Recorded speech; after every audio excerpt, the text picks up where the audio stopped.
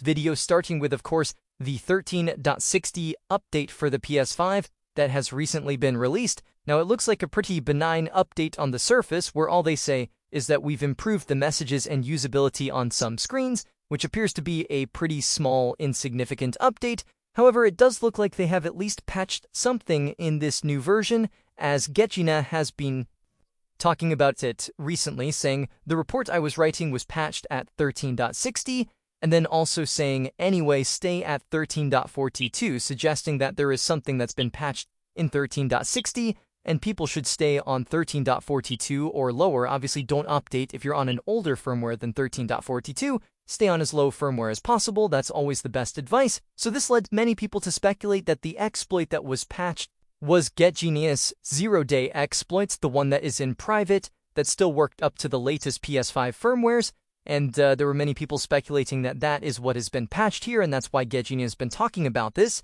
However, that apparently is not the case. CheatRunner has come out and denied this, linking to a Reddit thread that was discussing the fact that the zero-day kernel exploit is patched in 13.60, getting us saying, "Did I ever say the zero-day kernel exploit was fixed? These guys are funny. I have tons of other reports." So despite many people suggesting that it was patched in 13.60, CheatRunner coming out here and saying, no, it has not actually been patched in 13.60. The zero-day exploit, the private exploit, is still working. And we also got further proof of this with a screenshot from EchoStretch showing KStuff 1.09 being updated to firmware 13.60 and actually running on 13.60 here. We have the notification showing KStuff Lite running on 13.60, meaning that he's managed to port KStuff to 13.60 and also give it to somebody who has a private exploit, probably CheatRunner, and they're then running it on the latest firmware, showing that they still have an exploit working up to the latest firmware and it's not been patched in 13.60. So CheatRunner went on to say that what Sony patched at 13.60 is not something critical,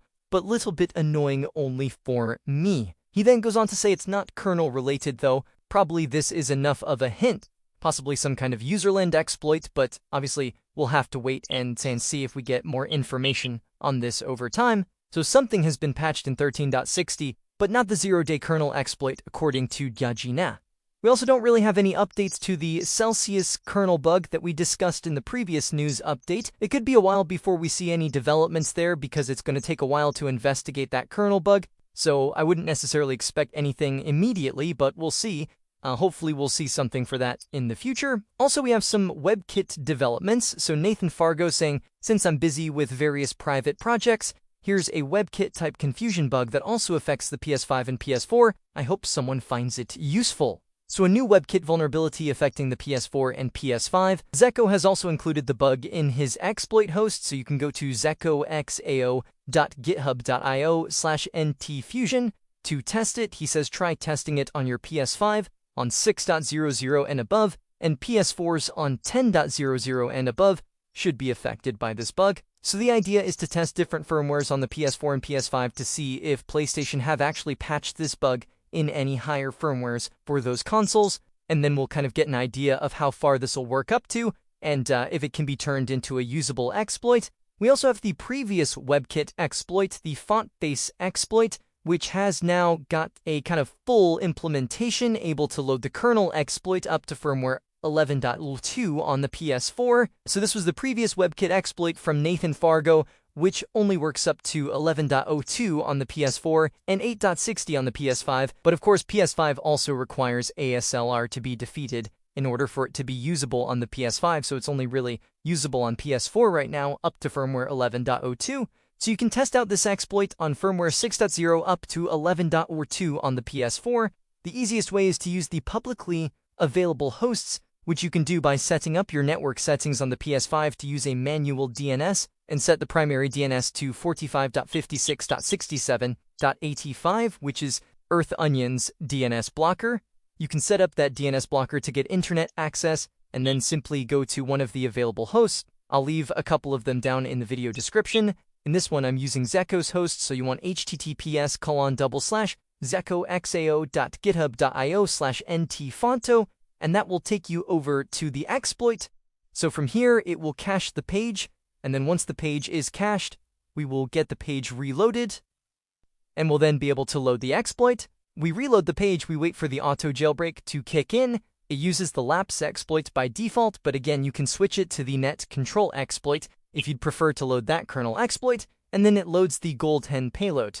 Now, the payload's actually been loaded from the site itself, not from the USB or the hard drive at the moment of your PS4, so I'll just load the latest build of gold 10 directly from the exploit host, and we have it up and running. You can also then disable the internet connection if you don't want to be online. You can simply go into your network settings and uncheck the box to connect to the internet, and you'll still be able to access the exploit site from the browser because it is cached within the browsers, so you'll still be able to load the cached version to load the jailbreak even when you're offline. You can also set up the exploit host manually by downloading the source code and extracting it to your computer, and then you can go into the public directory and then the source folder, and then you can copy the gold 10 payload into the source folder and simply rename it to payload.bin.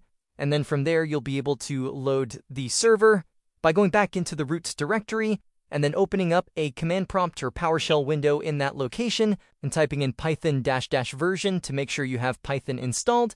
And if you do, you can then run the server by typing in python --host.py, and that will start running the server, and you'll then be able to access it on the PS5 locally on your local network by going to https:// the IP address of your computer with :443/public, and that will take you over to the exploit that has been hosted on your own computer instead of relying on a public site instead. The alternative method of loading our PlayStation 5 game backups with the A53 coprocessor and Kraken compression looks like it is getting near a beta test. ArcSam is saying beta test for non-APR version is soon, and apparently he has given access to other developers in the scene to test it previously. Hopefully we'll see some kind of public release for this soon, but when the initial release comes out, it might only be for older firmwares. It might be a while before everything gets ported up to work on the latest jailbreakable firmwares. We also have PS5 emulation improving. Insane to see how fast Sharp EMU specifically is improving. We also have Kite PS5 that's also improving rapidly as well. And with Sharp EMU, it's actually able to get Demon Souls into the menus now. The menus are fully rendering. And I believe if you have a save file, you can actually get the game actually booted in-game, although it's just a black screen with the only thing being rendered being the health, containing your health and mana, and that's about all that renders in.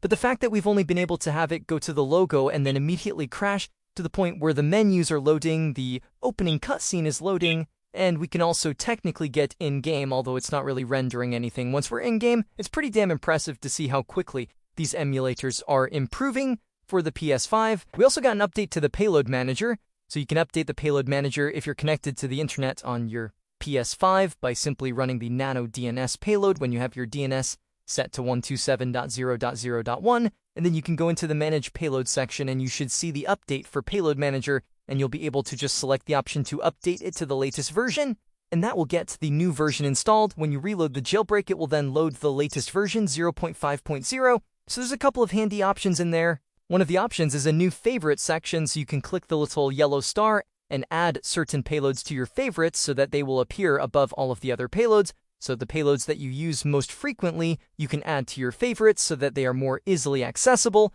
And then also you have the payload launcher indicator, so whenever you launch a payload, it will now have a little green check mark next to it to show that that payload has been recently loaded. And of course, you also have new languages being added, so if you go into the settings, you'll now have a language option where you can adjust your language. By default, it will use the same system language that the console is set to, but you can also change it to any of the supported languages there as well. We also have a new release of the CheatRunner version 0.16 by Not Major. So this particular version adds quite a few useful features, including some new auto-load options. One of the big fixes is for the CheatRunner not responding after a certain amount of time, and that's an issue people reported in my video on the CheatRunner, which appears to have been fixed in this latest version, so you can update to version 0.16 to fix that issue. There's also been a bunch of additional improvements, but the main changes are the new auto-load profiles for the cheats so that you can effectively just enable a bunch of cheats and set that in your auto-load profile so that whenever you load that game again, it will automatically apply those cheats at runtime, that you don't have to reapply the same cheats over and over again every single time you load a game. And the same with the patches, it also has the same auto-load profiles, and it will now auto-load the patches first before the cheats to make sure that any cheats that rely on patches being applied first will actually apply in the correct order to prevent issues. So that's been added there with a bunch of other additional fixes and improvements in version 0.16. So we also have this PS5 Linux Manager release, which is a web panel that allows you to adjust your settings when trying to boot into Linux. It can be useful for telling if you have everything required. In order to be able to boot Linux successfully, you have BIOS settings and various other things that you can configure, even dual booting, which is work in progress right now. So we can see a little screenshot of what this actually looks like if we scroll down here. Obviously, Linux is only bootable currently on firmware 7.61 and below for PS5s right now, until there's a new hypervisor exploit discovered. So we have boot into Linux, and you can see the text, firmware version, bunch of other information, boot readiness, which will tell you if you have everything required to actually load Linux on the PS5, mounted media showing where the Linux files are actually stored, and then also can see there's different tabs for boot config and BIOS settings. You can edit your boot parameters from within here, edit your vrom.txt file to decide how much video memory is going to be shared between the GPU and CPU, so you can adjust all of those settings before booting into Linux with this new Payload Manager, which is pretty nice. We also have the latest Linux images that you can just flash directly onto your USB storage device. They're now running on version 7.1.3 of the Linux kernel. So anyway, that's going to basically do it here for this